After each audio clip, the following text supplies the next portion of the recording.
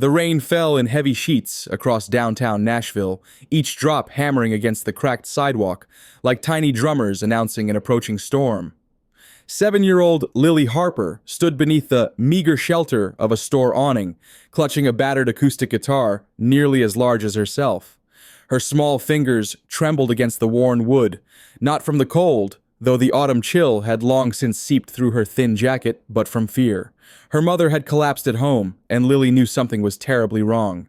Lily darted across the busy street, narrowly avoiding a taxi that honked furiously as it swerved. The payphone on the corner stood like a beacon. She reached up, dropped in the quarter she'd been saving, and dialed with shaking fingers.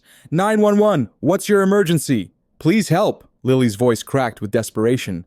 My mommy fell down and won't wake up. We live at 1432 Maple Street, apartment 4B. And a small crowd had gathered, drawn by the sight of a child alone in the downpour.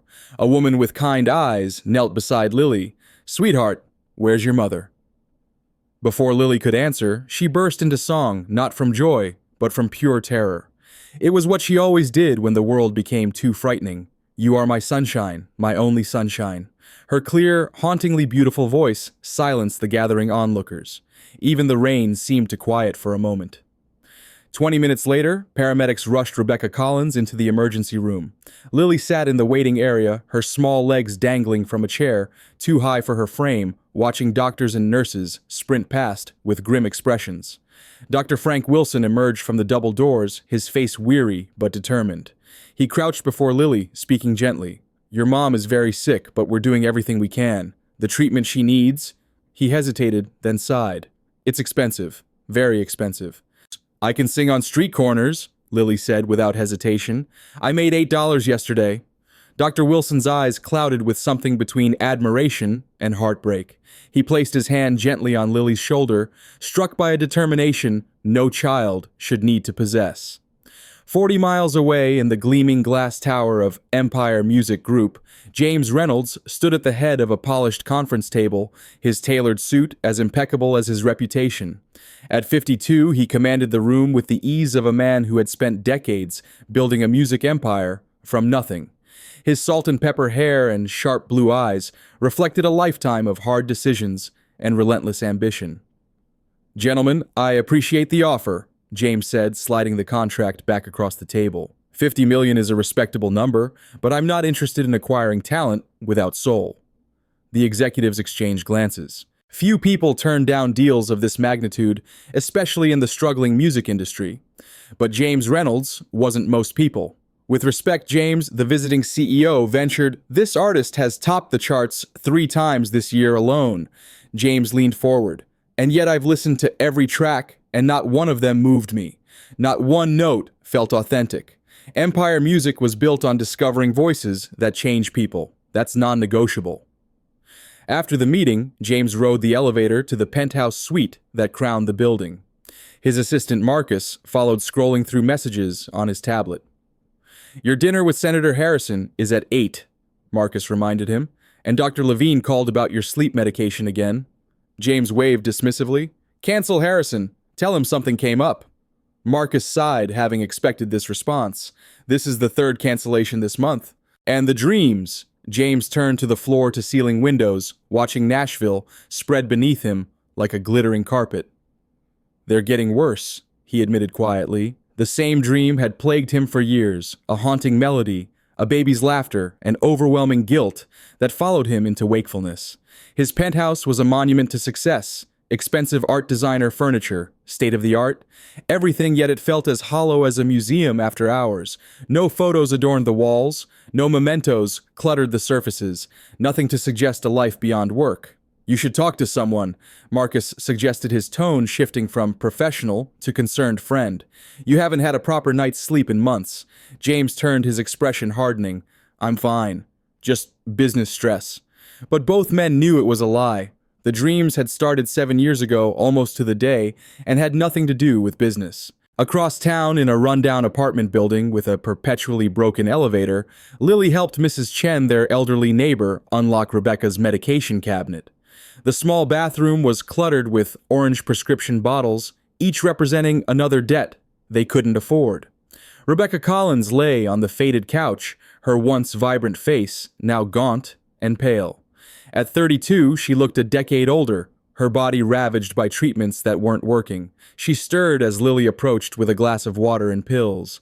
"My sunshine," Rebecca whispered, reaching out a trembling hand to touch her daughter's cheek. "You should be in bed." "I made you soup," Lily replied carefully, helping her mother sit up. "Mrs. Chen showed me how to make it not too hot." Rebecca managed a weak smile, though it didn't reach her eyes. 7 years of single motherhood had been difficult, but the past 18 months of cancer treatments had nearly broken her. Not the pain she could endure that, but watching her daughter take on responsibilities no child should bear. "The hospital called," Lily said, trying to sound casual as she arranged pillows behind her mother's back. "They said you need to come back tomorrow." Rebecca's expression tightened. Another test, another bill. The medical debt already exceeded what she could earn in 5 years at her waitressing job, a job she could no longer perform. "We'll figure something out," Rebecca assured her daughter, though she had no idea how. When she believed Lily was asleep later that night, Rebecca pulled out an old shoebox from beneath her bed. Inside lay newspaper clippings and photographs documenting a different life, a life when she was Olivia Reynolds, a promising singer engaged to rising music producer James Reynolds, before she'd fled Nashville with a broken heart and a baby growing inside her. She traced her finger over a faded photo of James, remembering how they'd once planned to build a life together, how everything had changed when his career suddenly exploded, how the pressure had triggered anxiety attacks he refused to acknowledge, how his family had convinced him a child would derail everything they'd worked for. Rebecca slid the photo back into the box, wiping away a tear. She'd kept her promise never to contact him, never to demand child support. She'd changed her name, started fresh. James had chosen his career, and she'd chosen her dignity. A soft sound from the doorway made her look up. Lily stood there in her worn pajamas, clutching her stuffed rabbit. "You should be asleep, baby," Rebecca said softly. "I heard you crying," Lily replied, climbing onto the bed. "Is your tummy hurting again?" Rebecca pulled her daughter close. "No, just thinking about old times." She smoothed Lily's dark hair, so like her father's. "Let me sing you back to sleep." As Rebecca began their lullaby, "You Are My Sunshine," neither noticed the lone tear that slipped down Lily's cheek. The little girl understood far more than her mother realized. She knew the bills piling up on the kitchen table meant trouble. She knew her mother was getting worse, not better. And she was determined to do something about it. The next morning, Rose Chen found Lily sitting on the staircase outside their apartment, plucking thoughtfully at her guitar strings. At 68, Mrs. Chen had once been a respected piano teacher before arthritis claimed her agile fingers. She still recognized extraordinary talent when she heard it. "Your mother resting?" Mrs. Chen asked, settling beside Lily with a slight wince at her aching joints. Lily nodded. "The medicine makes her sleepy." Mrs. Chen watched as Lily's small fingers formed a perfect G chord. "You play beautifully for one so young." "Mama taught me," Lily replied proudly. "She says music is in my blood." Mrs. Chen had been teaching Lily advanced techniques secretly for months, amazed at how quickly the child absorbed everything. There was something special about Lily's voice, and playing a raw, emotional quality that couldn't be taught. "I have something for you," Mrs. Chen said, reaching into her shopping bag. She pulled out a colorful flyer. "America's Dream Voice, the biggest talent competition in the country." Lily's eyes widened as she read the bold print, "Grand Prize, $1,000 to $1,000. "This is perfect," Lily exclaimed, clutching the flyer. "I could win and pay for all of Mama's medicine." Mrs. Chen's expression grew serious. "The competition is very difficult with many adult performers, but," she tapped Lily's chest gently, "you have something they don't. You have heart." Later that afternoon, Dr. Wilson delivered the news they'd been dreading. Rebecca needed specialized surgery and treatment that would cost nearly $800,000. Without it, she had perhaps 3 months. Lily stood in the hospital corridor, eavesdropping as the doctor spoke to her mother in hushed tones. The fluorescent lights made everything seem harsher, colder. She clutched the competition flyer in her pocket like a talisman. 3 months. The final competition would happen before then. It had to be fate. That evening, as Rebecca slept, Lily practiced in their tiny kitchen, her determination growing with each chord. Mrs. Chen had helped her fill out the online application, lying about her age, since the minimum was 10 years old. The preliminary auditions were in 2 weeks, just enough time to perfect her song. Lily didn't notice when her mother woke and stood watching from the doorway, her heart breaking at the sight of her daughter's fierce concentration. Rebecca knew that look all too well. It was James's look, the one he got when nothing would stand in his way. The next morning, Rebecca coughed violently in the bathroom, trying to muffle the sound. When she pulled her hand away from her mouth, bright red blood stained her palm. She quickly washed it away before Lily could see, but the reality was impossible to ignore. Time was running out. She stumbled back to bed, suddenly lightheaded. Within moments, unconsciousness claimed her, her body finally surrendering to what her will had been fighting. Lily found her mother, unresponsive panic rising in her throat as she called for an ambulance. In the emergency room, she sat alone, her guitar case beside her, like a loyal friend while doctors rushed to stabilize Rebecca. Hours later, allowed briefly by her mother's bedside, Lily did the only thing she knew might help. She sang their song. You are my sunshine, my only sunshine. You make me happy when skies are gray. Rebecca's eyelids fluttered, then opened slowly. She smiled weakly at her daughter. My sunshine, she whispered.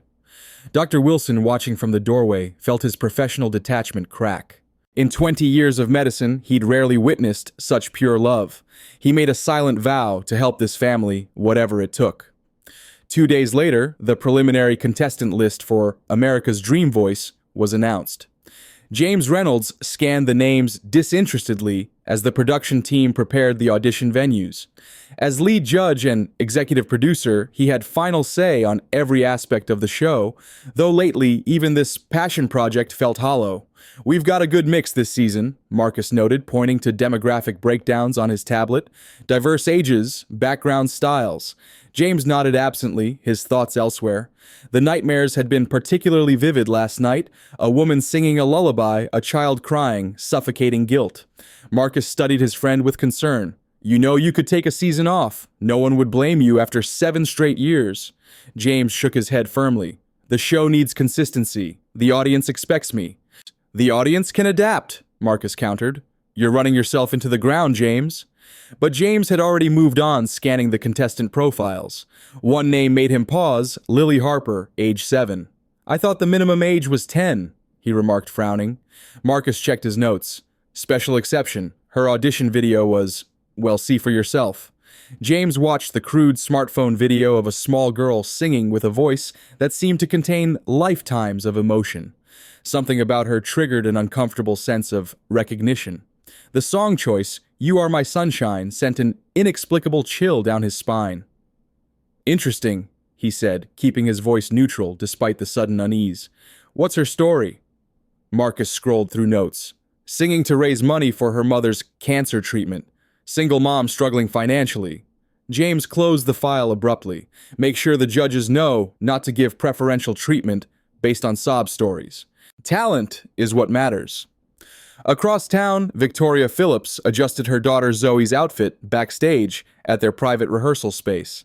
At 12, Zoe was already a polished performer, having trained since age 3 under the relentless guidance of her mother, a former country music star whose career had peaked a decade earlier. Remember shoulders back, smile natural, Victoria instructed, tugging at Zoe's designer dress. The camera will be on your left, so angle slightly right. Zoe nodded obediently, though weariness shadowed her young eyes. Yes, mother.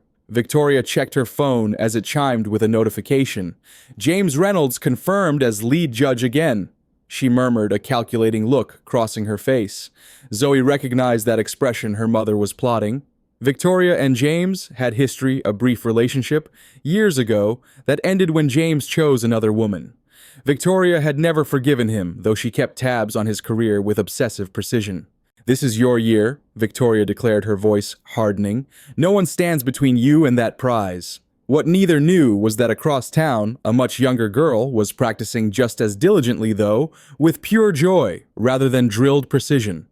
The day of preliminary auditions dawned cold and clear. Rebecca was too weak to accompany Lily, so Mrs. Chen stepped in, bringing along her ancient Polaroid camera to document everything.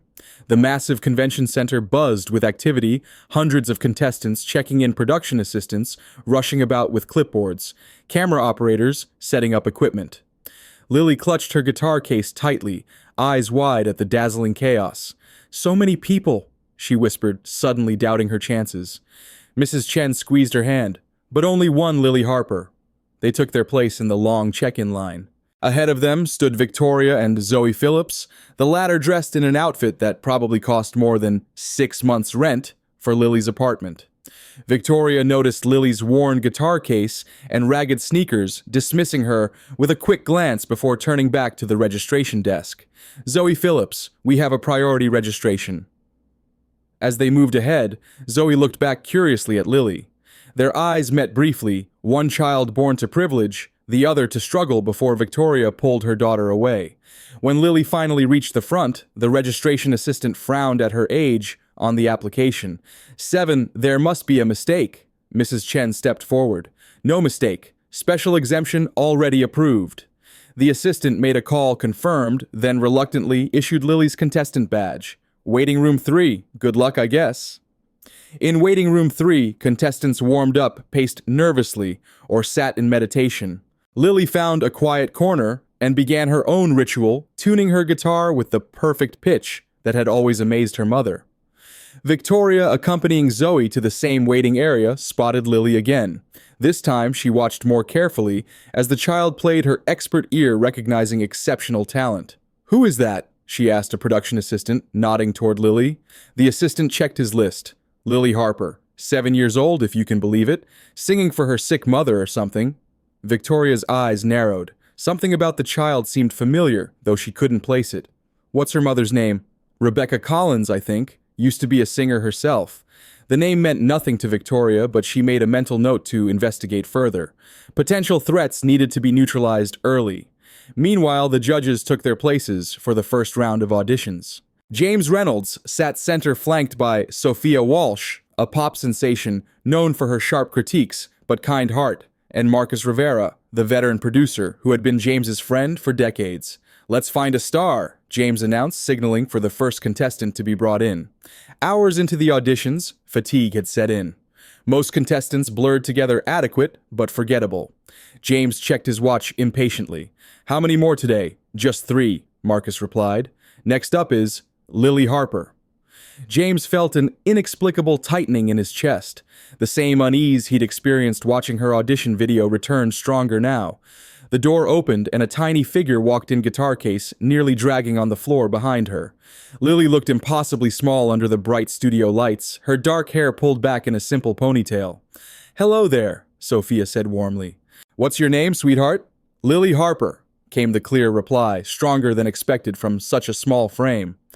"And what brings you to our stage today, Lily?" Marcus asked. Lily took a deep breath, her shoulders squaring with determination beyond her years. "My mama has cancer. She needs an operation that costs more money than we'll ever have. I sing on street corners after school, but it's not enough.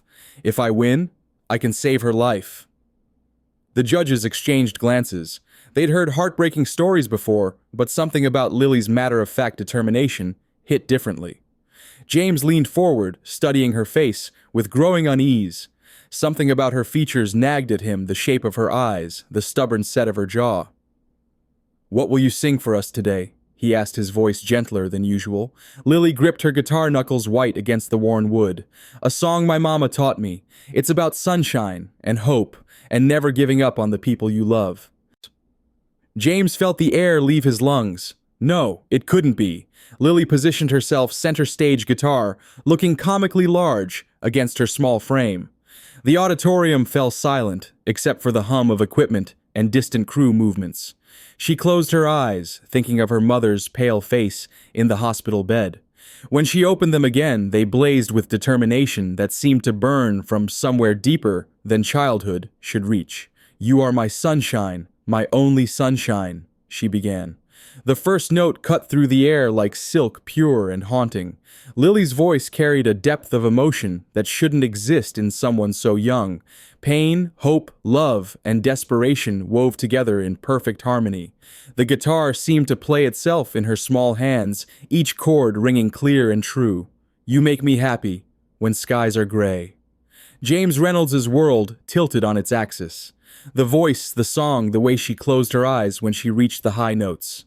Memories crashed over him like a tsunami washing away 7 years of carefully constructed denial. 7 years ago, a different life. A woman named Olivia, dark-haired and beautiful, singing this same song to their baby girl in a nursery painted sunshine yellow. The same melody that had filled their home before everything fell apart, before his ambition became more important than love. "You'll never know, dear, how much I love you." James couldn't breathe. The little girl on stage had Olivia's eyes, his stubborn chin. The timeline matched perfectly 7 years since he'd walked away from his family, choosing success over the responsibilities of new fatherhood. "Please don't take my sunshine away." As Lily sang the final note, letting it hang in the air like a prayer, James sat frozen, his world simultaneously crumbling and rebuilding. Sophia wiped tears from her eyes. Marcus nodded in approval, his professional composure cracking. James looked directly at Lily during the silence that followed, and for one heart-stopping moment, he saw Olivia's face reflected in their daughter's features. The same smile, the same tilt of the head.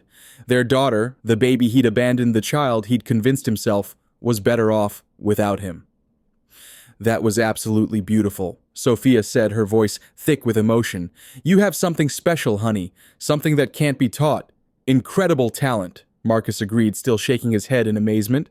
"You have a gift, young lady, a real gift." All eyes turned to James. Lily weighted her heart in her throat, everything depending on his response. The silence stretched uncomfortably long. James opened his mouth to speak, but no words came. "How do you tell a child you abandoned that she's the most beautiful thing you've ever seen? How do you explain 7 years of absence in front of rolling cameras?" He started, then stopped. "That song!" He finally managed his voice, barely controlled. "Where did you learn it?" Lily smiled, hopefully encouraged by his interest. "It's my favorite. My mama says her mama used to sing it to her, and she sang it to me when I was little. She says music can heal anything, even broken hearts." The irony cut deep, their daughter trying to heal her mother while unknowingly healing the father who had broken them both. "We need to take a 5-minute break," James announced, suddenly standing so abruptly his chair scraped against the floor. He strode off stage without explanation, leaving Lily standing there, confused and heartbroken. Had she done something wrong? "Don't worry, sweetheart," Sophia called out. "Sometimes judges need a moment to process something really special." In the hallway, James leaned against the wall, head in his hands, his expensive suit wrinkled from the trembling that had overtaken his body. Marcus found him there, concern etched on his face. "James, what happened in there? Are you ill?" James looked up, his eyes wild with revelation and panic. "Get me everything on Lily Harper. Background, family, medical records, everything. I don't care what it costs or who you have to call. I don't understand. Just do it. Now." 20 minutes later, James stared at the file that confirmed his worst fears and greatest hopes. Lily Harper, born 7 years and 3 months ago to Rebecca Collins, formerly Olivia Reynolds. Medical records showing her current battle with stage 3 cancer, diagnosed 18 months ago. Financial records revealing desperate poverty, unpaid bills, and borrowed money. Olivia had taken her middle name as her first and reverted to her maiden name after their breakup.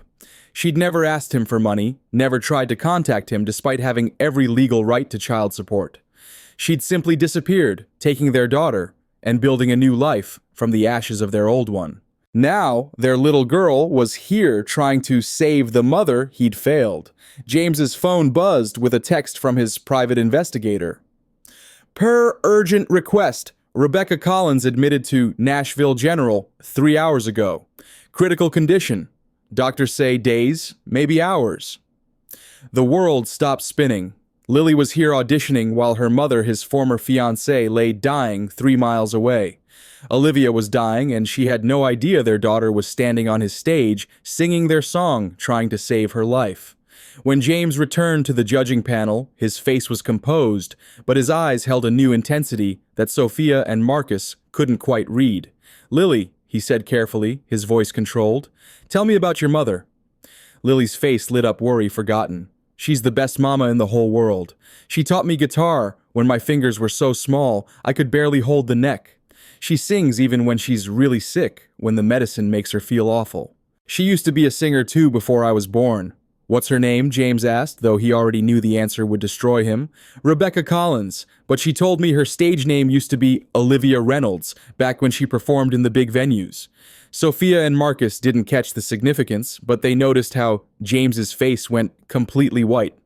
Olivia Reynolds, he repeated slowly, testing the name on his tongue after years of trying to forget it. Did you know her? Lily asked, hopefully, bouncing slightly on her toes. She said she used to sing in Nashville in the fancy places with real stages. James's throat closed completely. Olivia had been pregnant when he left, just starting to show. He'd been so focused on his expanding business empire that he'd missed the beauty of what they were creating together. I knew her. He managed each word, feeling like glass. She was very talented. Lily beamed with pride. I want to be just like her when I grow up. Strong and brave and kind, she never complains even when I know she's hurting real bad. James felt his heart shatter completely, each piece cutting deeper than the last. Their daughter idolized the woman he'd abandoned, and Olivia had clearly raised her to be everything good in the world. Madison, Jessica said, glancing uncertainly at her fellow judges. We've made our decision. Lily held her breath, her small hands clasped so tightly her knuckles were white. Everything hinged on this moment, her mother's life, their future, her dreams of becoming someone who could fix everything. It's a yes from me, Sophia announced with a warm smile. You have a gift that can't be taught, and a heart that makes it shine. Yes from me as well, Marcus added enthusiastically. You sing with your whole heart, and that's something this world needs more of. All eyes turned to James, the deciding vote, the man who unknowingly held his daughter's future in his trembling hands. Lily looked at him with such hope, such trust, such pure faith in the goodness of the world, that James felt the weight of 7 years of mistakes crushing down on him. Lily, he said slowly, each word carefully measured, I need to ask you something. If you could have anything in the world, anything at all, what would it be? Without hesitation, Lily replied, For my mama to get better. That's all I've ever wanted. All I pray for every night. I don't need toys or clothes or anything else, just her. James nodded, tears threatening to spill despite his efforts to maintain composure. And you believe music can heal anything? Yes, sir, Lily said firmly. Mama always said so, and I've seen it work. When she's really sick and hurting, I sing to her, and for just a little while, she smiles like she used to. James stood up his decision, crystallizing with the force of an earthquake. Then it's yes, from me too. You're going to the next round, Lily Harper. Lily screamed with pure joy, jumping up and down her guitar case, forgotten as she celebrated. I have to call Mrs. Chen. She's going to be so proud. Wait until I tell her James Reynolds said yes. But as the production team gathered around Lily, with paperwork and instructions, James pulled Marcus aside with urgent intensity. I need you to do something for me immediately, he said, his voice brooking no argument. Find out exactly what hospital Olivia Rebecca is in. Arrange for the best oncologist in Nashville hell in the country to see her immediately. Money is no object, whatever it takes. Marcus stared at his friend in confusion. Why would you just do it? James commanded, his executive persona taking over. And make sure Lily doesn't know it came from me? Not yet. As Lily was led away to sign paperwork and meet with producers, she turned back and waved at the judges with unbridled joy. Thank you, Mr. Reynolds, she called out, her voice ringing with gratitude. You won't regret this. I'm going to make you proud. James watched his daughter disappear through the doors, carrying their shared song and Olivia's strength in her small, determined frame. She was right. He wouldn't regret this, but he might not survive the revelation that was coming. For the first time in 7 years, James Reynolds allowed himself to hope and to plan because he had a family to save. And this time, he wasn't going to walk away. Within an hour of Lily's audition, the best oncology team in Nashville was rushing to Rebecca Collins' bedside at Nashville General Hospital. Dr. Elizabeth Chen, one of the country's leading cancer specialists, had been flown in from Johns Hopkins on a private jet that cost more per hour than most people made in a year. Rebecca stared at the ceiling in confusion as medical staff bustled around her room, consulting charts and adjusting equipment she'd never seen before. I don't understand, she whispered weakly to the nurse checking her IV. I can't afford this. There must be some mistake. No mistake, ma'am, the nurse replied kindly. An anonymous benefactor has covered all your expenses. Full treatment surgery, everything. Rebecca's eyes filled with tears. She was too weak to question miracles, too sick to investigate good fortune. All she could think about was Lily probably riding the bus, home from her audition, carrying the weight of the world on her 7-year-old shoulders. Meanwhile, James Sterling sat in his car outside the hospital, watching through tinted windows as medical staff rushed between buildings. His hands gripped the steering wheel until his knuckles turned white. Olivia was somewhere in there fighting for her life, and their daughter had no idea her father was finally trying to make things right. His phone rang. Marcus's voice was efficient, but concerned. "The medical team is in place. Dr. Chen says the patient is very sick, but there's hope if they operate immediately." "Whatever it takes," James repeated, his voice hollow. "I don't care what it costs." "May I ask why you're doing this?" Marcus ventured. "I've never seen you this invested in a charity case." James closed his eyes, seeing Lily's face, hearing her voice, singing their song. "Because some debts can never be repaid, but you have to try anyway." Back at the Empire Music Group building, Victoria Phillips scrolled through contestant profiles on her tablet, pausing when she reached Lily Harper's information. Something about the child had bothered her since the audition, a familiarity she couldn't place. "Mother, can we go home now?" Zoe asked, exhaustion evident in her young voice.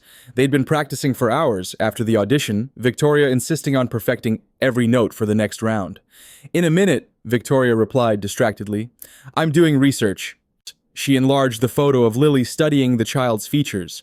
The shape of the eyes, the determined jaw. Victoria gasped as recognition dawned. The resemblance was unmistakable. Lily Harper looked exactly like James Reynolds. Victoria quickly searched for information about Rebecca Collins, finding sparse details. Former singer. Single mother. No father listed on Lily's birth certificate. "Perfect," Victoria whispered, a calculating smile spreading across her face. She had always suspected James had left someone for her all those years ago, before he'd eventually rejected Victoria too. Now she had leverage, a scandal waiting to explode. At their tiny apartment, Mrs. Chen helped Lily unpack her guitar, the elderly woman beaming with pride. "You were magnificent," she declared, brewing celebratory tea. "I knew the judges would love you." "Mr. Reynolds seemed weird, though," Lily observed, munching on the special cookies Mrs. Chen had baked. "Like he saw a ghost or something." "Perhaps he recognized your extraordinary talent," Mrs. Chen suggested, though her perceptive eyes held a question. She had known Lily since birth, had watched Rebecca change their names and start over. She had her suspicions about who Lily's father might be, especially given Rebecca's secrecy and the child's remarkable musical abilities. Lily's phone rang, an old flip phone Rebecca had given her for emergencies. She answered eagerly, expecting news from the hospital. Instead, it was a nurse informing her that her mother had been transferred to a special unit for intensive treatment under the care of specialists. The nurse's voice was kind but vague about details. "Can I see her?" Lily asked, worry evident in her voice. "Tomorrow morning," the nurse promised. "Your mother needs to rest tonight, but she's in good hands." After hanging up, Lily turned to Mrs. Chen with confusion. "They said Mama is getting special treatment, but we can't afford special anything." Mrs. Chen patted Lily's hand. "Oh, perhaps there are more angels in this world than we realize." That night, Lily practiced her song for the next round, determined to advance in the competition. The judges had warned her that the next stage would be more challenging. She would need to perform a different, more complex piece to showcase her range. As she struggled with a difficult chord progression, frustration building, the doorbell rang. A courier delivered a package addressed to Lily Harper, sheet music professionally arranged for a small guitar with a note, "This might help. Looking forward to your next performance. Management." Lily didn't notice the handwriting was the same as the signature on the Empire Music Group contracts displayed in frames throughout Nashville. At the hospital, Rebecca drifted in and out of consciousness, the powerful medications keeping her comfortable but disconnected from reality. In her moments of lucidity, she asked for Lily only to be assured her daughter was safe and would visit soon. During one such moment, she thought she saw a familiar silhouette in the doorway, tall, broad-shouldered, with that unmistakable confidence. But when she blinked, there was only a doctor she didn't recognize.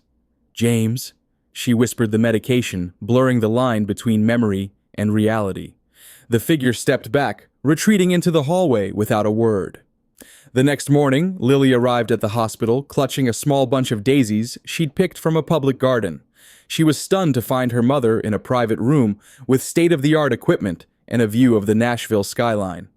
"Mama!" she cried, rushing to Rebecca's bedside.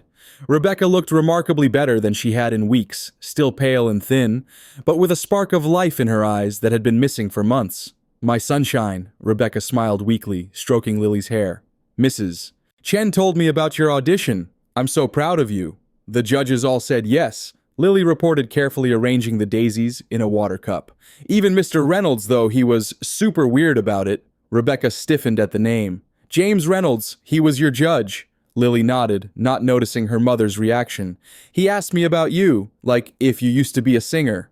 "What did you tell him?" Rebecca asked, her voice barely audible. "Just that your stage name was Olivia Reynolds." Lily replied innocently. "Was he one of your friends back then?" Before Rebecca could answer, Dr. Chen entered with her team, saving her from responding. The doctor explained they would begin aggressive treatment immediately, with surgery scheduled for the following week. "But the cost," Rebecca began, "has been taken care of," Dr. Chen assured her. "You focus on healing. That's all that matters now." Later that afternoon, as Lily was returning from the hospital cafeteria with a smuggled ice cream cup for her mother, she nearly collided with a tall man in an expensive suit, turning the corner. "Sorry," she mumbled, steadying the melting dessert. James Reynolds froze, finding himself unexpectedly face to face with his daughter in the hospital corridor. He'd been carefully timing his visits to avoid this exact situation. "Careful there," he said, his voice gentle despite his panic. He recognized the ice cream cup with a small smile. "Butter pecan. Good choice." Lily looked up, eyes widening in recognition. "Mr. Reynolds, what are you doing at the hospital?" James's mind raced for a plausible explanation. "Visiting a friend," he said finally. "How's your mother doing?" "Better today," Lily reported, still stunned to encounter the famous judge. "They're giving her special medicine. I don't know who's paying for it, though." "Sometimes people want to help without taking credit," James replied carefully. "Angels work in mysterious ways." Lily studied him with a thoughtful expression that reminded him painfully of Olivia. "That's what Mrs. Chen says, too." An awkward silence fell between them, father and daughter strangers, despite their shared blood. "I should get back," Lily said finally. "Mama's waiting for her ice cream." "Of course," James nodded. "Good luck with your practice for the next round. Remember what made your first audition special? You weren't just singing notes, you were telling a story." Lily beamed at the advice. "Thanks, Mr. Reynolds. I won't let you down." As she skipped away, James leaned against the wall, overwhelmed by the brief encounter.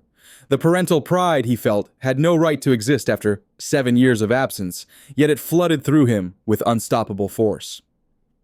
"You can't keep this up forever," Marcus said, appearing beside him. "Sooner or later, she's going to find out." James straightened, composing himself. "Not until Olivia Rebecca is stronger. Not until we've talked." "And when will that be?" Marcus pressed. "You've been avoiding her room for 2 days." "Tonight," James decided. "I'll go tonight." Backstage at the second round rehearsals, Victoria Phillips watched as Zoe practiced with a vocal coach. Her daughter was technically flawless, yet Victoria knew something was missing, the raw emotion Lily Harper had demonstrated so effortlessly. "Again," Victoria instructed sharply. "Less technique, more feeling." Zoe sighed, fatigue evident in her slumped shoulders. "I'm trying, Mother." Victoria's attention shifted as Lily entered the rehearsal space, guitar case in hand. She watched the child with calculating eyes, noting how the production staff doted on her, offering snacks and encouragement. "Hello, Lily," Victoria said, approaching with a practiced smile. "Zoe and I were just discussing how impressive your audition was." Lily returned the smile shyly. "Thank you. Zoe sings really pretty too." "Yes, she's been training since she was 3, Victoria replied, a hint of condescension in her tone. "Tell me, does your mother attend your rehearsals?" "She's in the hospital."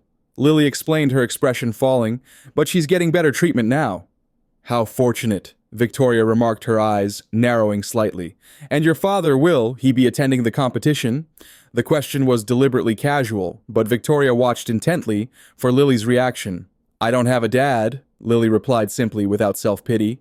"It's just me and Mama." Victoria nodded sympathetically, though triumph flashed in her eyes. "Well, you certainly have a remarkable talent. I wonder where that comes from." Her probing was interrupted by the arrival of Mrs. Chen, who regarded Victoria with immediate suspicion.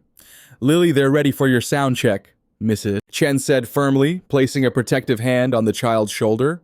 Victoria retreated, but not before making a mental note of Mrs. Chen's reaction. The old woman knew something. During sound check, Lily struggled with her new song, a complex arrangement of Amazing Grace that would showcase her vocal range. The stage was larger than any she'd performed on. Before the lights brighter, the pressure more intense. "I can't do this chord transition fast enough," she admitted to the sound engineer after her third attempt. "Take your time," he encouraged. "Your voice is what matters most." As Lily tried again, she spotted James Reynolds watching from the shadows at the back of the auditorium. His presence made her nervous and determined in equal measure. She wanted to make him proud, though she couldn't explain why his opinion mattered so much. After rehearsal, Mrs. Chen took Lily to visit her mother at the hospital. Rebecca was sitting up in bed, looking marginally stronger despite the dark circles beneath her eyes. "Mama, I'm learning a new song," Lily announced, climbing carefully onto the edge of the bed. "It's harder, but Mrs. Chen is helping me." Rebecca smiled, though concern shadowed her eyes. "Don't push yourself too hard, sunshine. The competition isn't worth your happiness." "But it's worth your medicine," Lily replied with the straightforward logic of a child. "And I like singing anyway." As they talked, Rebecca noticed a new confidence in her daughter, a growing poise beyond her years. The competition was changing Lily, pushing her to grow faster than Rebecca had ever wanted for her child. "Has anyone been asking about me?" Rebecca questioned carefully. "Any of the judges or staff?" Lily thought for a moment. "Mr. Reynolds asked how you were doing. I saw him at the hospital today." Rebecca's heart raced, causing her monitors to beep more rapidly. She had suspected James was behind the mysterious benefactor, but hearing he was actually visiting the hospital confirmed it. "What did he say?" she asked, trying to keep her voice neutral. "Just asked how you were," Lily replied, distracted by a game on her mother's food tray. "He said angels work in mysterious ways." Rebecca closed her eyes briefly. James had always had a poetic streak beneath his business exterior, something few people ever saw. "Lily," she said carefully, "if Mr. Reynolds wants to talk to you, be polite, but remember you're there to sing, not to make friends with the judges." Lily nodded, though she looked confused by her mother's sudden tension. Later that evening, after Lily had gone home with Mrs. Chen, Rebecca sat alone in her hospital room, staring at the city lights. She heard the door open, but didn't turn, somehow knowing who it was before he spoke. "Hello, Olivia." His voice hadn't changed, still that same deep timbre that had once made her feel safe. Now it just made her heart ache with memories better left buried. "It's Rebecca now," she corrected quietly, finally turning to face the man she'd once planned to marry, the father of her child. Has been for 7 years. James Reynolds stood awkwardly by the door, as if uncertain of his welcome. Gone was the arrogant music executive, replaced by a man visibly struggling with emotions he couldn't contain. "You look," he began, but stopped, unable to find words that wouldn't sound hollow. "Like I'm dying," Rebecca supplied with grim humor. "I was until you started playing Guardian Angel." James moved closer, taking the chair beside her bed. "Why didn't you tell me?" he asked, his voice breaking slightly. "About Lily, about the cancer, about any of it." Rebecca laughed, though it held no joy. "Tell you? You made it perfectly clear 7 years ago that your career was more important than our family. You changed your numbers, moved offices. Your assistant blocked my calls." James looked genuinely shocked. "What, I never told anyone to block your calls." "It doesn't matter now," Rebecca said wearily. "What matters is what you want from us now, because I'm guessing this isn't just charity." James leaned forward, his expression earnest. "I saw her sing Olivia. I heard her voice, and I knew. She's extraordinary, just like her mother, just like her father," Rebecca finished softly. "Yes, she is. I want to help," James said, his voice gaining strength. "Not just with the medical bills. I want to be part of her life." Rebecca's eyes flashed with sudden anger. "You had that chance 7 years ago. You don't get to waltz back in now because she's talented and it suits your image." "This isn't about image," James protested. "When I saw her on that stage, singing our song, it was like the universe giving me a second chance I don't deserve." "You're right about that," Rebecca agreed coldly. "You don't deserve it." James flinched as if she'd struck him physically. "I know," he admitted. "But she does. Lily deserves to know her father." Rebecca turned away, tears threatening. "She's doing fine without one. She always has. Is she? James challenged gently. A 7-year-old singing on street corners to pay for her mother's medicine, a little girl carrying adult burdens. The monitors betrayed Rebecca's agitation as her heart rate increased. Don't you dare question my parenting, she hissed. I did everything possible to give her a good life while you were building your empire. I'm not questioning you, James backpedaled quickly. I'm questioning me. I should have been there helping carry those burdens. I want to make it right. Rebecca studied him, searching for the selfish young man who had broken her heart. Instead, she saw someone older, sadder, and possibly wiser. It's too late for us, she said finally. Too much has happened. I know, James nodded. But it's not too late for Lily. Please, Olivia, Rebecca, let me help. Let me be her father. Rebecca closed her eyes, exhaustion washing over her. She's competing for us, she whispered. She thinks winning that show is the only way to save me. James's heart broke all over again. She shouldn't have to carry that burden alone. She's just a little girl. She's stronger than you know, Rebecca replied. Stronger than both of us. They sat in silence, the weight of 7 lost years hanging between them. I'm the anonymous benefactor, James finally admitted. The medical bills, the specialists, all of it. I couldn't let you die, not when I'd already lost so much time. Rebecca opened her eyes, tears streaming down her cheeks. Thank you, she whispered, for saving my life, for giving me more time with her. It's the least I could do, James replied, but I want to do more. No, Rebecca said firmly. Not yet. Let her finish the competition first. Let her have this moment that's just hers. There will be time for truth later. James nodded understanding, but not liking it. When you're ready then, when you think she's ready. Promise me something, Rebecca said urgently, reaching for his hand. Promise me that if something happens to me, you'll take care of her. Not just financially, but really take care of her. Love her the way she deserves. I promise, James replied, meaning it with every fiber of his being. I won't fail her again. Unknown to either of them, Victoria Phillips stood outside the hospital room door, smartphone in hand, recording their conversation with a triumphant smile. She now had exactly what she needed. The next day, Zoe approached Lily during a break in rehearsals, glancing over her shoulder to ensure her mother wasn't watching. My mom is being weird about you, she confided in a low voice. She keeps asking questions and looking at your pictures. Lily looked up from her guitar, surprised by this unexpected conversation. Why would she care about me? Zoe shrugged. She gets obsessed with beating people. But she hesitated, then continued in a rush. I think your singing is really good. Better than mine, even though I've had lessons forever. Lily blinked in surprise.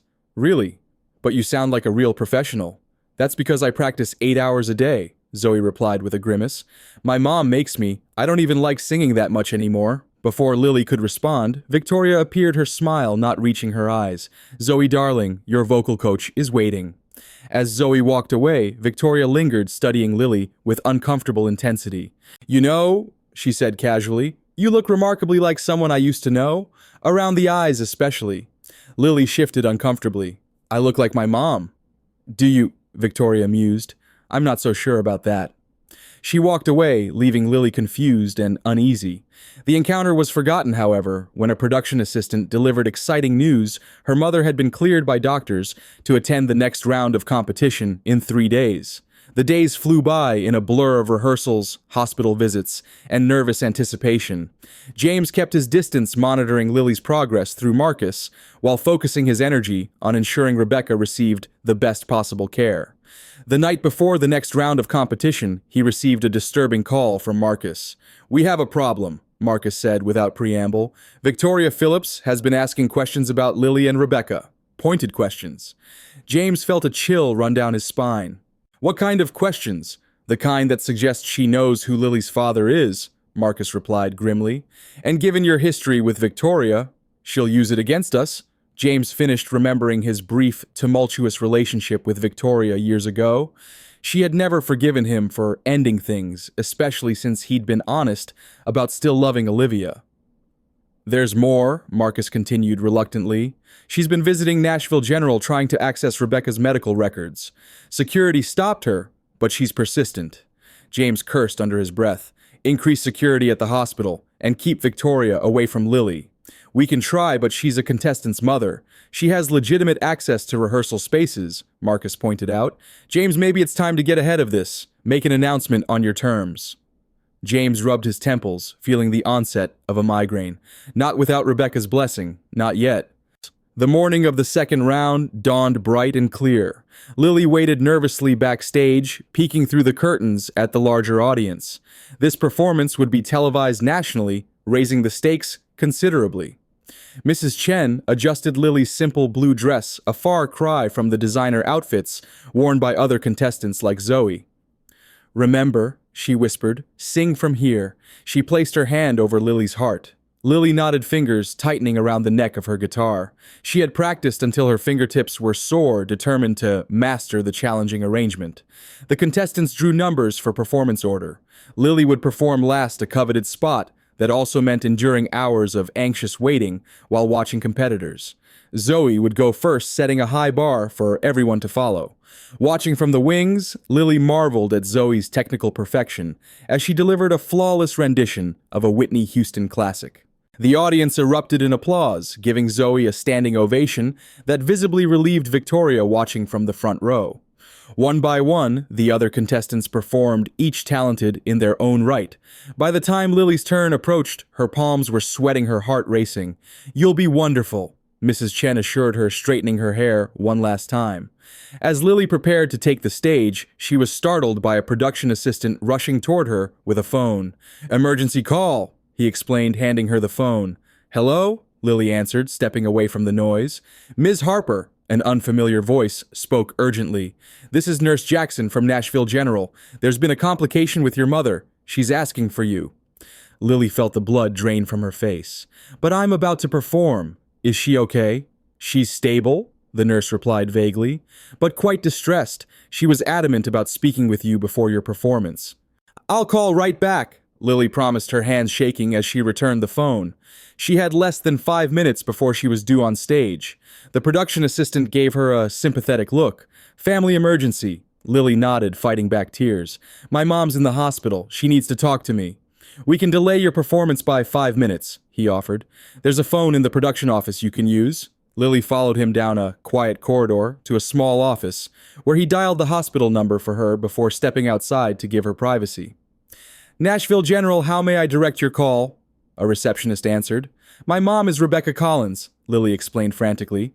"A nurse just called saying she needed to talk to me urgently." A pause. "Let me check. I'm not showing any urgent calls placed from your mother's room, and her status is listed as stable. She's actually sleeping right now, according to the last nurse's check-in 10 minutes ago." Lily frowned in confusion. "But Nurse Jackson just called me." "We don't have a Nurse Jackson on staff," the receptionist replied, concern evident in her voice. A cold realization washed over Lily. She thanked the receptionist and hung up, rushing back toward the stage. Someone had tried to prevent her from performing. She arrived backstage just as the host was announcing her name, narrowly avoiding disqualification. Taking a deep breath, Lily walked onto the stage, the bright lights momentarily blinding her. The audience murmured at the sight of such a young contestant, many seeing her for the first time. In the front row sat Rebecca in a wheelchair, looking pale but determined, with Mrs. Chen beside her. Their presence gave Lily courage. In the judge's booth, James leaned forward anxiously, aware of how much this moment meant to his daughter, even if she didn't know their connection. Beside him, Sophia and Marcus watched with equal interest, having been impressed by Lily's first audition. Victoria sat several rows back, her face an unreadable mask, as she watched the child who threatened her daughter's chances. "Hello, Lily," Sophia greeted warmly. "Are you ready to show us something new today?" Lily nodded, positioning her guitar. "I'd like to sing Amazing Grace, but in a special way." The auditorium fell silent as Lily began to play, her small fingers moving confidently across the strings. The arrangement started traditionally, but soon incorporated elements of blues and gospel that highlighted her remarkable vocal control. When she reached the chorus, her voice soared with such pure emotion that several audience members were moved to tears. Rebecca watched with a mother's pride, though her eyes occasionally drifted to James, noting how he leaned forward, completely entranced by their daughter's performance. As Lily sang the final verse, she looked directly at her mother, pouring every ounce of love and hope into the words. The message was clear to everyone. Watching this performance wasn't about winning a competition. It was about saving a life. The final note hung in the air for a breathless moment before the audience erupted in thunderous applause. People stood cheering and wiping away tears. Rebecca sobbed openly, overwhelmed by her daughter's gift. In the judge's booth, James struggled to maintain his composure, acutely aware of the cameras trained on his reaction. He wanted nothing more than to rush onto the stage and embrace his daughter, to tell the world who she was to him. "Lily," he said once the applause died down, his voice carefully controlled. "That was extraordinary. You didn't just sing the notes, you made us feel every word." Sophia wiped tears from her cheeks. "Honey, I've heard that song 1,000 times, but never like that. You have an old soul in that young body." Marcus nodded agreement. "Technically impressive, but more importantly authentic. You're the real deal, young lady." The judges' unanimous praise left no doubt Lily Harper was advancing to the finals, becoming the youngest finalist in the show's history. As she rushed off stage to embrace her mother, Lily didn't notice Victoria Phillips slipping out a side door phone pressed to her ear. "I've got everything we need," Victoria said to the person on the other end. "Run the story tomorrow. America's Dream Voice judge, James Reynolds, hiding secret daughter among contestants. Trust me, it'll be the biggest scandal in reality TV history." The next morning, as Lily and Rebecca enjoyed a rare peaceful breakfast in the hospital room celebrating the previous night's success, James received an urgent call from Marcus. "Turn on entertainment today," Marcus instructed without greeting. "Now." James flipped on the television in his office, dread pooling in his stomach, as the headlines scrolled across the screen. "Breaking music mogul. James Reynolds' secret, father of child contestant." The screen filled with a photo of James alongside one of Lily Arrow's, pointing to their identical eyes, jawline, and other features. A side-by-side audio comparison played their voices, highlighting similar tonal qualities. Sources close to the production confirmed that 7-year-old sensation, Lily Harper, is the biological daughter of lead judge James Reynolds and former singer Olivia Reynolds, now going by Rebecca Collins. The reporter announced, "This raises serious questions about competition integrity and ethics." The report continued speculating about favoritism and unfair advantages, even suggesting the mysterious medical funding for Rebecca's treatment was hush money to keep the secret. James's phone exploded with calls from the network, his legal team, and the show's producers. The story was spreading like wildfire across social media, with viewers expressing outraged support and everything in between. He tried calling Rebecca's hospital room, but the line was busy, likely already inundated with calls from reporters. His texts went unanswered. "Marcus," James said grimly, "get the car. We need to get to the hospital before the press does." But they were too late. By the time James arrived, the hospital entrance was swarming with reporters and camera crews. Security was struggling to maintain order as journalists attempted to sneak past the front desk. James used his knowledge of the building to enter through a service entrance, taking service elevators to Rebecca's floor. He found chaos nurses trying to block reporters' security guards checking IDs, and at the center of it all, a terrified Lily clinging to Mrs. Chen, while Rebecca argued with a doctor about immediate discharge. "We need to go now." Rebecca was insisting, already dressed in street clothes, despite her obvious weakness. "They'll never leave us alone here." James pushed through the crowd, reaching their side, just as Rebecca swayed dangerously, her strength failing. "Olivia," he said, steadying her with a firm hand, "you're not going anywhere in this condition." Lily stared at James, then at her mother, confusion giving way to dawning comprehension as she processed what was happening around her. The reporters shouting questions about her father, her mother's distress, James's protective stance. "Is it true?" she asked, her small voice somehow cutting through the chaos. "Are you my dad?" The room fell silent, everyone waiting for James's response. He knelt down to Lily's level, meeting her eyes, his eyes directly. "Yes," he admitted, his voice thick with emotion. "I am, and I'm so sorry you had to find out this way." Lily's expression cycled through shock, confusion, and something unreadable. "Why didn't you want me?" she asked, simply, the question piercing James's heart like a blade. Before he could answer, Rebecca collapsed her body, finally surrendering to the stress and her illness. As doctors rushed to her side and security finally managed to clear the room of unauthorized personnel, Lily found herself caught in an impossible moment watching her mother being taken for emergency treatment while facing the father she never knew existed.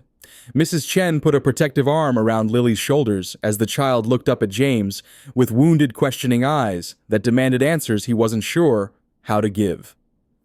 The competition, the dream of saving her mother, everything Lily had been fighting for it all, hung in jeopardy as the scandal engulfed them. In the midst of the chaos, Victoria Phillips watched from a distance, satisfaction in her eyes as her plan unfolded perfectly. She had exposed the secret, thrown the competition into disarray, and potentially secured her daughter's victory, all while exacting revenge on the man who had rejected her years ago. What she hadn't counted on, however, was Zoe's reaction to discovering what her mother had done. The 12-year-old watched the news coverage with growing horror, realizing her mother had deliberately hurt a sick woman and a child younger than herself, all to win a singing competition. As doctors worked to stabilize Rebecca, as James tried desperately to protect his newfound daughter from the media frenzy, and as the competition producers held emergency meetings about how to proceed, Lily sat quietly in a private waiting room, her guitar across her lap. Her small fingers found the opening chords to "You Are My Sunshine," and she began to sing softly, seeking comfort in the only way she knew how. The melody drifted through the hospital corridors like a prayer, a child's voice somehow carrying more power than all the chaos surrounding her. It was in this moment, with everything falling apart, that Lily Harper showed her true strength. The same quiet resilience that had carried her through years of hardship. The same determination that had brought her to the competition stage. The same love that had driven her to fight for her mother's life. And it was this strength that would ultimately lead them all through the storm ahead. The hospital waiting room had become a fortress. Security guards patrolled the entrances, checking IDs, and turning away the persistent reporters who continued to camp outside Nashville General. Inside this protected space, Lily Harper sat cross-legged on a vinyl couch, her guitar across her lap, small fingers moving through chord progressions with mechanical precision. Her face remained impassive, betraying none of the emotional storm raging within. James Reynolds paced the room, pausing occasionally to check his phone as his crisis management team worked to contain the media explosion. The revelation of his relationship to Lily had dominated entertainment news for 24 hours straight, with speculation growing more outlandish by the hour. Mrs. Chen sat beside Lily, a steady presence amid the chaos. She watched James with sharp, evaluative eyes that missed nothing, the way he kept glancing at Lily when he thought no one was looking, the mixture of pride and regret that crossed his face, the protective stance he took whenever someone new entered the room. "Any update on my mother?" Lily asked, suddenly breaking the tense silence. James stopped pacing. "The doctors say she's stabilized. The stress triggered complications, but they've got her condition under control again." "When can I see her?" Lily's voice remained flat, carefully controlled. "Soon," James promised, approaching cautiously. "They're moving her to a more private room with better security." Lily nodded, returning her attention to her guitar without acknowledging him further. The silent rejection cut deeper than any words could have. Marcus entered, his expression grim as he handed James a tablet. "The network executives have made their decision." James scanned the email, his jaw tightening. "They want to postpone the finals, pending an ethics investigation." "What does that mean?" Mrs. Chen demanded, immediately recognizing the impact on Lily. "It means they're questioning whether Lily's advancement was legitimate or influenced by her relationship to me."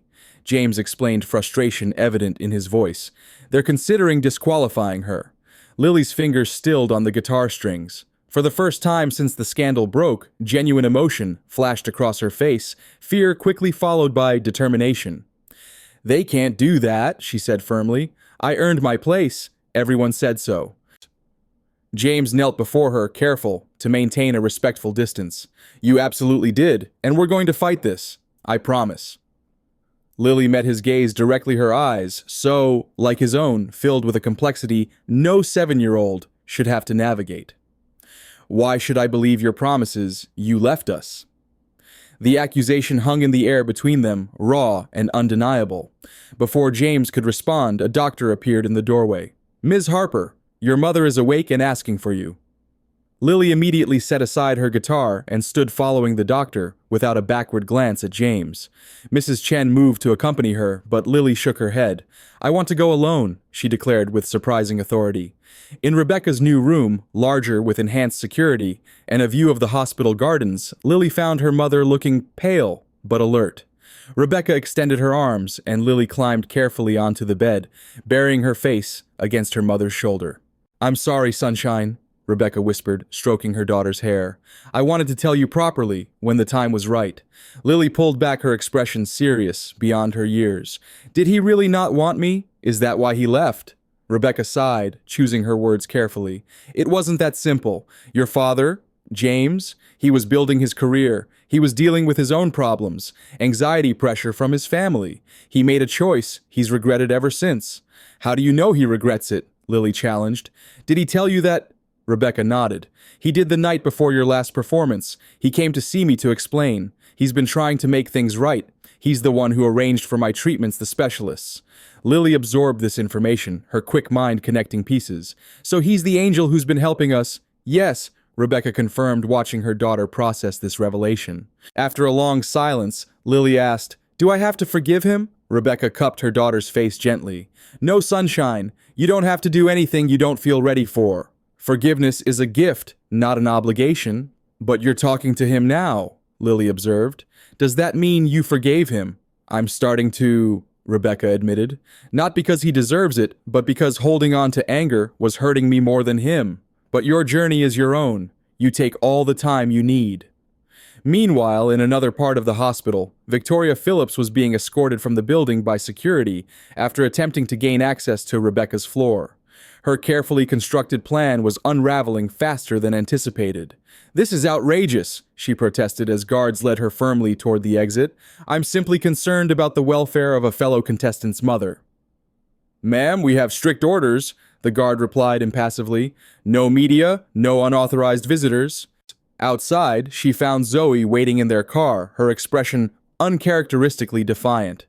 Get in, Victoria snapped, sliding into the driver's seat. We're going to meet with my publicist to capitalize on this scandal before the network makes their decision. No, Zoe said quietly. Victoria turned, startled by her daughter's refusal. Excuse me? I said no, Mother. Zoe's voice grew stronger. What you did to Lily and her mom is wrong. Using someone's illness, exposing a child to media harassment, it's cruel. Victoria's expression hardened. Don't be naive, Zoe. This is how the industry works. I'm securing your future. By hurting a 7-year-old, Zoe challenged. By manipulating her mother's medical records, I heard you on the phone with your hospital contact. Victoria's shock at her daughter's rebellion quickly transformed into calculated placation. Darling, you don't understand the complexities. I understand enough, Zoe interrupted. I want to withdraw from the competition. Victoria's facade cracked. Absolutely not. Do you know what I've sacrificed for your career? The time, the money, the opportunities I gave up? That's the problem, Zoe said sadly. It was never my career. It was always yours. Before Victoria could respond, her phone rang the show's executive producer, requesting an urgent meeting. Victoria answered her professional smile, snapping back into place, even as she glared at her daughter. Back at the hospital, Marcus intercepted James outside Rebecca's room with news. The network wants an emergency meeting, all judges, key contestants, and their families. They're exploring options to save the season finale. James nodded grimly. When and where? Studio headquarters 2 hours, Marcus replied. Victoria Phillips is already on her way. Of course she is, James muttered. She orchestrated this entire mess. We have confirmation, Marcus said, lowering his voice. Hospital security caught her trying to access Rebecca's medical records 3 days ago. And a tech found recording devices planted in the waiting areas outside Rebecca's previous room. James's expression darkened. Get our legal team to prepare harassment charges and have someone compile all the evidence of her interference. Inside Rebecca's room, Lily was explaining the network's potential decision to disqualify her. But that's not fair, Rebecca protested weakly. You worked so hard. It doesn't matter, Lily declared with surprising maturity. You're getting better. That's all I wanted anyway. Rebecca studied her daughter, marveling at her resilience. What about the competition, the finals? I know how much it means to you. Lily shrugged, though the casual gesture couldn't mask her disappointment. Mrs. Chen says sometimes life isn't fair, but that doesn't mean we stop trying. A knock at the door interrupted them. James stood in the doorway, hesitating to enter what felt like sacred space. "May I come in?" he asked, directing the question to both of them. Rebecca nodded, while Lily remained expressionless. James entered, maintaining a respectful distance from the bed. "The network has called an emergency meeting," he explained. "They want all key contestants there, including Lily." Rebecca immediately tensed. "She's not facing those vultures alone." "Of course not," James agreed. "Mrs. Chen has already agreed to accompany her, and if you're feeling strong enough, I'll be there," Rebecca stated firmly, though the effort of sitting upright had already drained some of her color. James hesitated, then addressed Lily directly. "I know you have no reason to trust me, but I promise you this. I'm going to fight for your place in this competition with everything I have. Not because you're my daughter, but because you earned it." Lily studied him carefully, her expression unreadable. "Why should I believe you?" "You shouldn't," James replied honestly. "Not yet, but I hope someday I can earn back the right to make you promises." His raw honesty seemed to reach Lily in a way that platitudes couldn't. She gave a small nod, acknowledging his words without accepting or rejecting them. 2 hours later, the conference room at Empire Music Group headquarters buzzed with tension. Network executives sat at one end of the long table, legal representatives at the other. The three judges occupied one side, while Lily Rebecca, in a wheelchair, Mrs. Chen Victoria, and Zoe sat opposite. Several other finalist contestants and their guardians filled the remaining seats. The network president, Eleanor Walsh, opened the meeting with practiced gravity. "We face an unprecedented situation that threatens the integrity of America's dream voice. The revelation that our lead judge is the biological father of a finalist contestant raises serious ethical concerns." Victoria nodded emphatically, while Zoe stared at the table, visibly uncomfortable. "Several options are under consideration," Eleanor continued, "including postponement of the finals, disqualification of the contestant in question, or recusal of Judge Reynolds from further participation." "With respect," James interjected, "punishing a 7-year-old child for a situation entirely not of her making would be both unjust and a public relations disaster." "A disaster your actions created," Victoria pointed out sharply. "The competition's rules clearly state that family members of judges are ineligible to compete." "A rule that neither Lily nor her mother knowingly violated," James countered. "I had no contact with either of them for 7 years. I didn't know Lily was my daughter until her first audition. And yet you continued to judge her performances after discovering this connection," Victoria pressed, seeing her advantage. James leaned forward. "I requested reassignment immediately after confirming my suspicions. The production team has my emails proving this." Marcus nodded, sliding documents across the table to the executives. "Mr. Reynolds formally requested to be removed from judging Ms. Harper's performances on 3 separate occasions. Those requests were denied by production, who feared disrupting the show's format." Eleanor skimmed the emails, her expression souring as Victoria's narrative collapsed. "Furthermore," Marcus continued, "we have evidence that Ms. Phillips deliberately orchestrated this scandal, including attempting to access Ms. Collins's medical records illegally and planting recording devices in private hospital areas." Victoria blanched as security footage appeared on the conference room screen, clearly showing her attempting to bribe a hospital administrator. "That's taken out of context," she protested weakly. "Mother," Zoe said quietly but firmly, "stop lying." All eyes turned to the 12-year-old, who straightened in her chair with newfound confidence. "My mother has been obsessed with beating Lily since the auditions," Zoe continued. "She's the one who called Lily right before her second performance, pretending to be a nurse, trying to make her miss her slot." Victoria gasped. "Zoe, it's true," Zoe insisted, turning to Lily. "I'm sorry. She made me promise not to tell anyone." The room erupted in shocked murmurs. The network executives huddled together, whispering urgently. Throughout this exchange, Lily had remained silent, watching the adults battle over her future. Now she spoke, her clear voice cutting through the chaos. "May I say something?" The room fell silent immediately. Eleanor nodded, gesturing for Lily to continue. "I didn't know Mr. Reynolds was my father when I auditioned," Lily stated simply. "I just wanted to win the prize money to help my mom. If you think that's cheating, then I'll withdraw." But I won't let you say I didn't earn my place fairly. Her dignity and composure in the face of adult chaos struck everyone present. Rebecca reached over, squeezing her daughter's hand with pride. Eleanor cleared her throat, visibly moved. No one is questioning your talent, Ms. Harper. The issue is the appearance of favoritism. Then let the public decide, offered Sophia Walsh, speaking up for the first time. Be transparent about the situation and allow viewers to vote based solely on the performances. With James recusing himself from judging the finals, Marcus added. Eleanor considered this solution, glancing at her legal team, who nodded cautiously. There's precedent, the lead counsel confirmed. Other competition shows have faced similar challenges and opted for transparency. What about Ms. Phillips? James asked pointedly. Given the evidence of her interference with multiple contestants, surely her daughter's continued participation raises equally serious ethical concerns. Victoria began a heated objection, but Zoe interrupted her. I withdraw from the competition, she announced firmly. I want to win, based on my talent, not my mother's manipulation. Victoria's face crumpled in disbelief. Zoe, you can't. It's my decision. Zoe stated, a lifetime of suppressed independence finally asserting itself. For once, Mother, please listen to what I actually want. The room fell silent again, the interpersonal drama overshadowing the original ethical dilemma. Finally, Eleanor made her decision. America's Dream Voice will proceed with the finals as scheduled with full transparency regarding the situation. Judge Reynolds will recuse himself from scoring Ms. Harper's performance, with his voting share distributed between the remaining judges. Ms. Phillips is barred from the premises during rehearsals and the live finale. She turned to Zoe. Ms. Phillips, your withdrawal is accepted if that remains your wish after 24 hours of consideration. We would, however, welcome your continued participation under different management.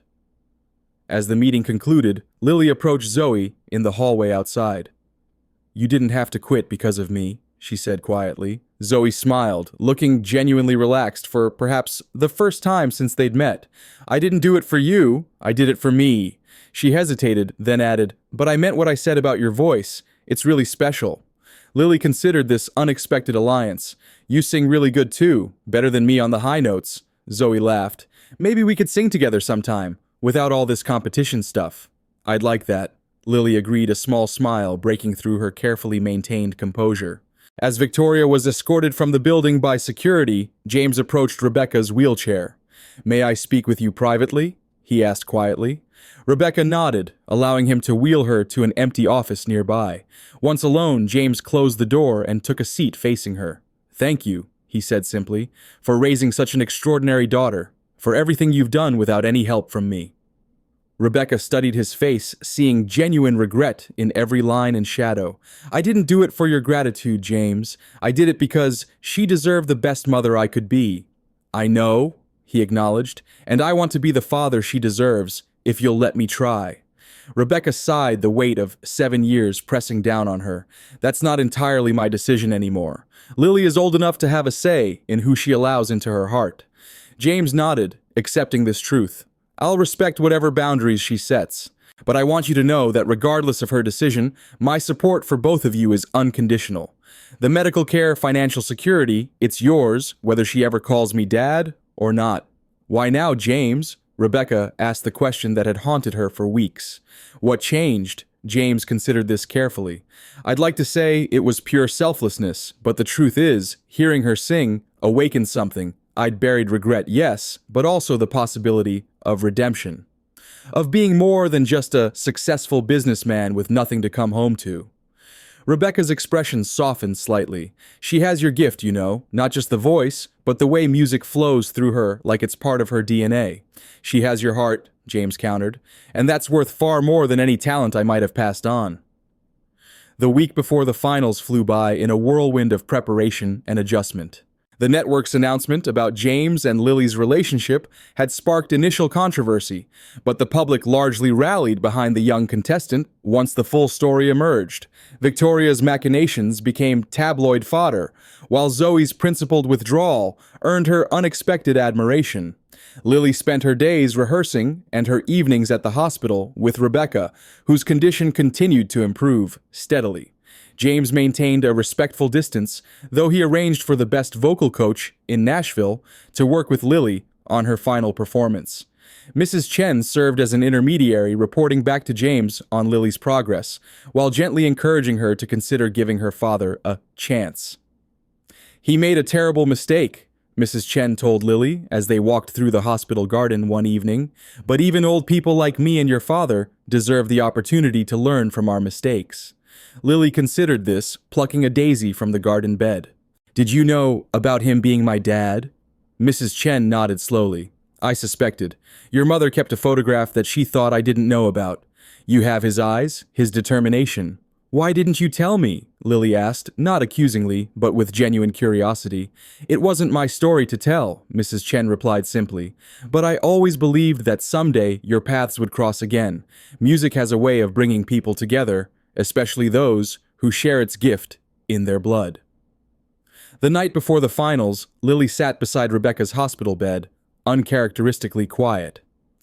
"What's on your mind, sunshine?" Rebecca prompted gently.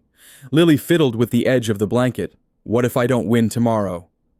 "Then you'll have still accomplished something amazing," Rebecca assured her, "and my treatment will continue regardless. Your father has made that very clear." Lily nodded, then asked the question that had been weighing on her. "Should I talk to him, like, really talk to him?" Rebecca considered her answer carefully. "Only if you want to, Lily. Not for me, not for him, but for yourself." "I think maybe I do," Lily admitted quietly. "Not because I forgive him yet, but because I want to understand." Rebecca smiled, pride shining through her exhaustion. "That's very brave of you, and very wise." Later that evening, as Lily prepared to leave with Mrs. Chen, she spotted James sitting alone in the hospital waiting area, reviewing documents on his tablet. Taking a deep breath, she approached him. "Mr. Reynolds," she said formally. James looked up, surprise and hope flashing across his face before he carefully controlled his expression. "Yes, Lily. Can we talk before tomorrow, I mean?" James set aside his tablet immediately. "Of course, whenever and wherever you'd like." They ended up in the hospital cafeteria, sharing hot chocolate at a corner table, far from curious eyes. For several minutes, neither spoke, the silence growing increasingly uncomfortable, until Lily finally broke it. "Why did you leave us?" she asked directly, her eyes fixed on her mug. James had anticipated this question, had rehearsed dozens of answers, but in the moment, only raw honesty seemed appropriate. "Because I was terrified," he admitted, "not of you or your mother, but of failing you both. I had grown up with a father who constantly told me I would never be good enough. When I found out your mother was pregnant, all I could think was that I would be a terrible father, that I would hurt you the way my father hurt me." Lily looked up, studying his face. "So you hurt us by leaving instead." James winced at her astute observation. "Yes, it was cowardly and selfish. I told myself you'd be better off without me, but the truth is, I was protecting myself from the possibility of failure." "Did you ever think about us?" Lily asked. "After you left, every day," James answered without hesitation.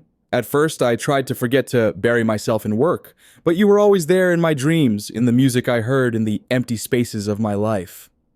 Lily considered this, stirring her hot chocolate thoughtfully. "My mom says you're paying for her medicine now."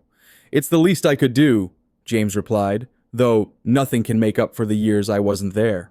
"Are you going to leave again?" Lily asked the question, revealing her deepest fear. James leaned forward, his expression intensely serious. "No, Lily, never again. Even if you decide you don't want me in your life, I will always be there for you and your mother. That's a promise I intend to keep for the rest of my life." Lily nodded slowly, processing his words. "I'm not ready to call you Dad," she said finally. "I don't even know if I can forgive you yet." "I understand," James replied, hiding his disappointment. "You take all the time you need. There's no rush, no pressure. But," Lily continued, "I think maybe we could start by being friends and see what happens." James felt his throat constrict with emotion. "I would be honored to be your friend, Lily." She extended her small hand formally across the table. "Friends, then." James shook it gently, recognizing the monumental gift he'd just been given, not forgiveness, not yet, but the chance to earn it. "Friends," he agreed.